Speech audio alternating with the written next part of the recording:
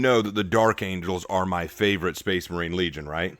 Well, if I could pick a second favorite, I think it would be the White Scars, but that's admittedly largely because of Jagatai Khan, who I have a huge amount of respect for given his personality, actions, and viewpoints. As for the Legion itself, that's kind of an issue. Welcome, everyone, to Crash Course Warhammer, where Lark and I chat about Warhammer and have a lot of fun doing it. Today, we're going to be talking about the largely ignored and overlooked White Scars Legion and chapter, and sharing a few things about them you may not have known, and also allow me to explain why I think that they are so underrated and why we should really like them a lot more, and Games Workshop should really give them more love. Let's address the obvious issue with the White Scars. While many people think they're cool, most couldn't tell you much about them outside of the fact that they're Space Mongolians. The White Scars are based on Mongolians of the Steppe. Their homeworld of Chogoris is a flat, arid land not unlike the Steppe, and way back in the day, Jagatai Han, who unified the whole planet, would become their one true leader and Primarch. Much of the Imperium views the Scars as savages and barbarians, as the rule of Chogoris, when first discovered, was very spiritual and primitive compared to the Imperium. They've modernized a little, but they still hold true to their traditional values and pursuits of Chogoris of their own lifestyle. In fact, it's kind of funny, the White Scars wanted to keep as much modernization off of Chogoris as possible, and many of the tribes of the steppe still fight with swords and bows and use hawk hunting to get a lot of their food. It's really interesting to realize that Chogoris has maintained its status as a mostly primitive feudal-style world. This results in many people in the Imperium underestimating the White Scars, thinking that they're not that capable or not even knowing what they're capable of. And that's exactly the way the White Scars like it. The White Scars from the very beginning have always been underestimated. This is because they don't want to ever be fully understood. The ability to maintain some distance from their cousins, working and moving without restraint and always with careful and calculated purpose, the Scars carry a mysterious and even intimidating presence. This proved very problematic during the Horus Heresy because for both sides of the conflict, no one knew what side the Scars would side with. Would they go to chaos or would they stay loyal? When Jagatai Khan decided to stay loyal, the traitors were not aware of the true battle strength of the Scars, thus putting them at a massive disadvantage in battle. Now, I know what some people are saying. Why did Jagatai stay loyal? It is a good question because Jagatai was one of the few Primarchs who, upon meeting the Emperor, knew he's a tyrant.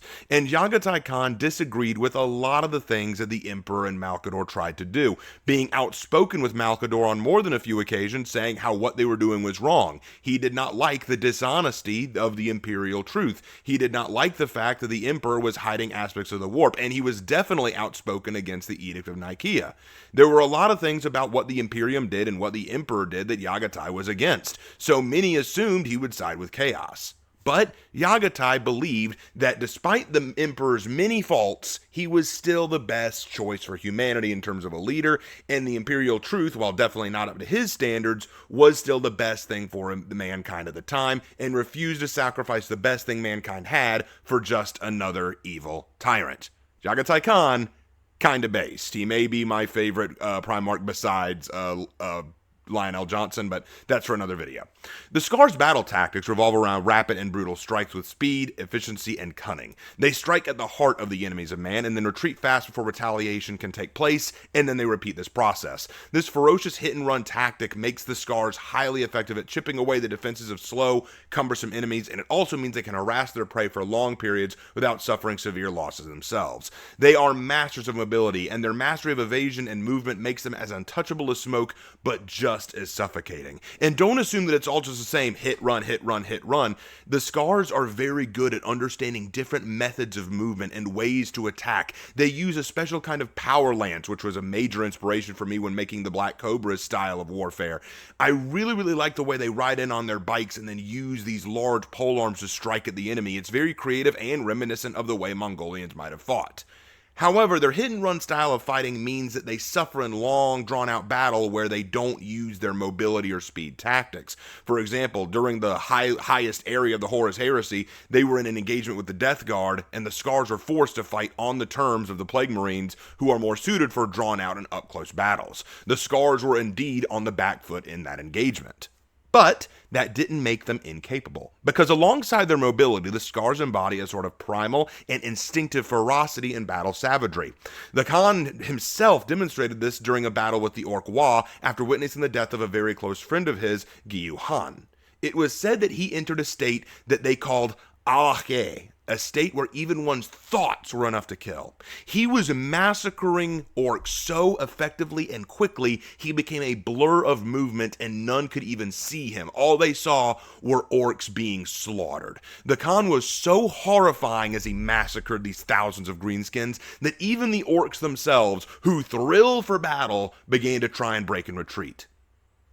This same ferocity sometimes occurs in the Scars today, and it could probably be considered the only real mutative gene defect of the White Scars. However, it's heavily debated whether or not this ferocity they have is actually a result of their gene seed or just a result of Chogoris culture. Which brings me to my next point about the White Scars, their culture. Despite being seen as savages, the Scars are actually a very cultured and noble people. All White Scars are encouraged to pursue language, arts, sports, singing, including throat singing, weaving, or some kind of noble pursuit to enrich them both culturally, spiritually, socially, and intellectually. Every White Scar is more than a warrior. They are steeped in fierce tradition. All new White Scars are marked with a special cut on their face, which are then treated with white ash to cause a white scar, hence the name. To put it simply, the White Scars perfectly embody what I would call the noble savage or the noble warrior. Greatly misunderstood by the wider galaxy, but valiant and incredible Space Marines in their own right. They don't mind the fact that everyone underestimates them or thinks little of them, because at the end of the day, their actions, their deeds, and their victories will speak for themselves. So, if the White Scars are this awesome and Jagatai Khan is that based, why are they so ignored by Games Workshop? Yeah, it seems like this group has been all but forgotten in the lore, which is downright criminal. I've had several friends of mine who are either just getting into Warhammer 40k or have a passing knowledge know next to nothing about the White Scars until I talk to them about them. And I really want more people to know how awesome the White Scars are. So, why are they so ignored?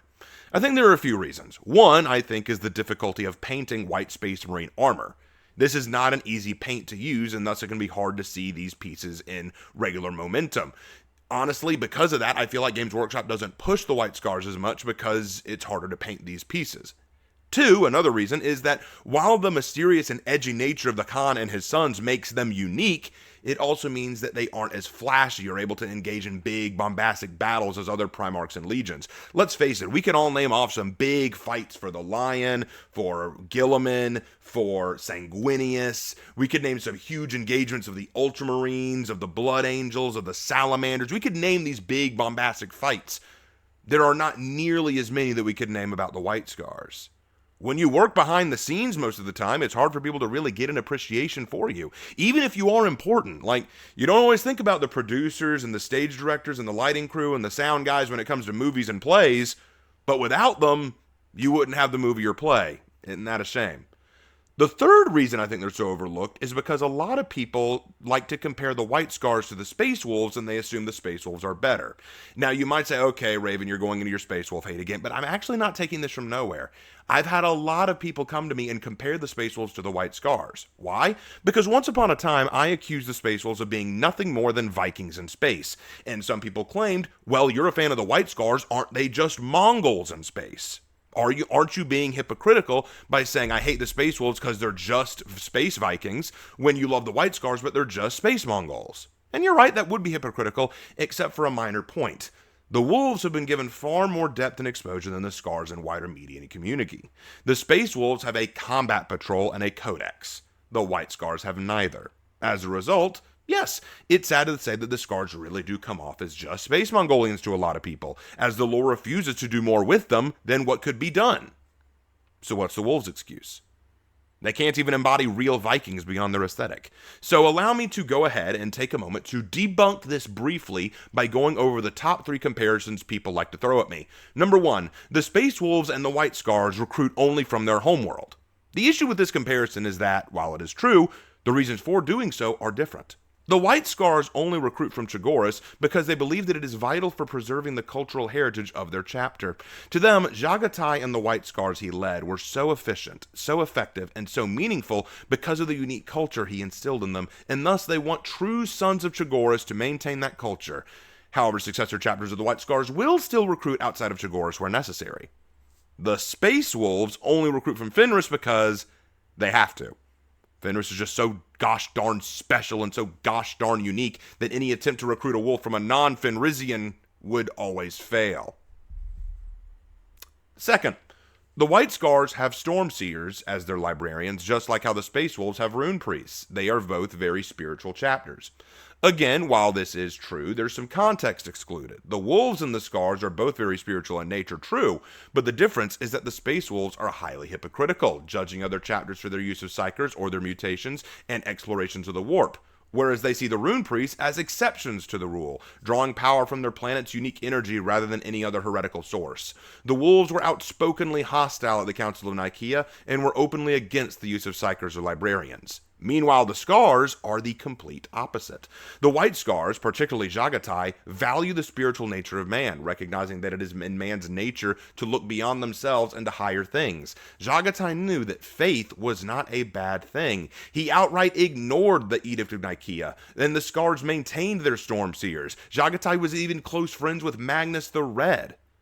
See, while the Wolves are spiritual, they're hypocritically against anyone else being so, while the Scars embrace the spiritual nature of man and their chapter. It's one of the many reasons why Jagatai was very distrusting of the Emperor, because he saw how the Emperor was trying to restrict knowledge of the warp, restrict religion, restrict belief, restrict faith, and Jagatai said these things are necessary for mankind. Again, based Primarch. And third, both have endured harsh invasions from Chaos forces on their homeworld. It is true that both the Wolves and the Scars have been invaded frequently by chaotic forces. The Wolves suffered a massive invasion from the Thousand Suns, while the Scars, being close to the Warp Rift, the Maelstrom, were harassed and invaded by the Red Corsairs. Here's the difference. The planet Fenris, though having a sizable chunk of their population liquidated by the Inquisition as a result of seeing a demon Primarch, Fenris suffered no permanent scarring or problems to its functionality. Chogoris? Their chapter master is now confined to the planet, unable to leave it. Their planet has been permanently tainted and scarred by chaotic energies that are corrupting animals and people alike, and the Chogorians and White Scars are having to dedicate mounds of resources just to undo and fix the damage. It all goes back to that hypocrisy I mentioned earlier. The Wolves had a demon Primarch, Magnus himself, materialize on their planet, and they fought an invasion so massive they needed backup from other legions to save them, and their chapter master wields a chaos-forged weapon in battle, and they literally have a Znichian temple located in the heart of their cavern cities. But Fenris is not affected, nor the Wolves. They still function at decent capacity. Meanwhile, the Red Corsairs, who are not even a true Chaos Legion, but instead an infamous warband of Chaos Pirates, raid the planet of Chogoris, get chased off, but the planet still suffers a large degree of scarring thanks to the Great Rift, the presence of chaotic and Dark Eldar influence, and their chapter master has been put on life support indefinitely. Again, I don't want to see anyone comparing the Space Furies to the actual noble savages known as the White Scars. What I think I love so much about the White Scars is not just the Mongolian aesthetic, but that they embody so much more than that. They are a culture and warrior group steeped in tradition, culture, and intellectual pursuits. They are devoted to the Imperium even when the Imperium doubts their loyalties and capabilities. They are not as widely known, and I think that's why so many people like the Space Wolves more than the White Scars, because the Space Wolves get all of their deeds known and recognized. They are on the cover of boxes. They are plastered all over everything. Everyone knows about Leman Russ and the Space Wolves, but the White Scars are not nearly as well known. They are devoted to the Imperium even when the Imperium doesn't know anything about them. They are unquestionably effective and devoted to their cause and to their people, though they are scarred both physically, mentally, and culturally by the touch of chaos, the loss of their Primarch, and the horrors of a galaxy that continues to spew death and madness at them. They have endured and fought on in spite of it. If you need an example, I gave this example to my brother and he liked it. Take Superman and Batman. In order to save their city, they have to take a bullet to the chest and then walk through a pit of fire and blood completely naked, and then come out the other side in order to save their cities. When Superman does this, it's cool, it's awesome, but it's also kind of expected. Because bullets don't hurt Superman, and walking through a pit of fire doesn't seem like it's really a big bother to him that much. So Superman gets the shot, walks through the pit of fire and blood, comes out the other side. Yeah, go Superman, you're so awesome, man. But we knew you'd do that. And that's how I feel when I see the Space Wolves, the Ultramarines, or even the Dark Angels when they overcome a serious challenge with almost no scars to show for it. I gotta shit on my Dark Angels a little bit here. When Azrael fought Vashtor, the closest entity to becoming another Chaos God, Azrael fought Vashtor. Not only did he hold his own against Vashtor, badass, but he didn't suffer any serious physical injuries or harm from the battle. Yes, he was exhausted. Yes, he was nearly killed. He still survived and came out pretty awesome, and everyone was like, wow, Azrael actually stood his ground against Vastor. But again, not nearly as awesome as what Batman does. See, with Batman, that bullet could kill him. That fire will burn him. When Batman goes through all that and comes out the other side, he's going to have injuries. He's going to be burnt. He's going to have fatigue. He's going to be near death. He's going to be hurting, and yet he overcame it anyway. That's the white scars. Underestimated, ignored, forgotten, and yet they go through the most harrowing challenges, emerging on the other side physically, mentally, and spiritually scarred, and yet unwilling to stop fighting. That is what heroes are made of. I think one of my favorite moments from Jagatai, and I know this is about the White Scars, but it goes into understanding their culture. During the Horus Heresy, Jagatai was locked inside the Imperial Palace with Sanguinius and Rogel Dorn. They were just basically planning out their defenses. They got news that there was going to be a sector where a lot of civilians were going to be killed by the Chaos Forces. Jagatai said, I've got to go out there and save them, but Rogel told him not to, because if he went out there to save them, it would break the plan and he would die. Jagatai looked at Sanguinius and said, you have foresight. Will I die if I go out there? Sanguinius said, yes, you will die. And Jagatai said, will the civilians be saved? He said, yes, you will save countless lives. And Jagatai said, then I know where my place is. And he went. Knowing he would die. Knowing he would duel Mortarion. Knowing that he was pitting his legion, which is effective in hit-and-run tactics, against a legion that will bog them down and keep them from taking advantage of that. He still went. That is what makes Jagatai Khan and the White Scars based. And it is a crime that they are so woefully ignored. Games Workshop, if you're watching this, give us some White Scars lore and bring the frickin' Khan back. Thank you guys so much for watching. I hope you guys enjoyed this video. Good to be doing these again, and I will see you in my next video. Take care.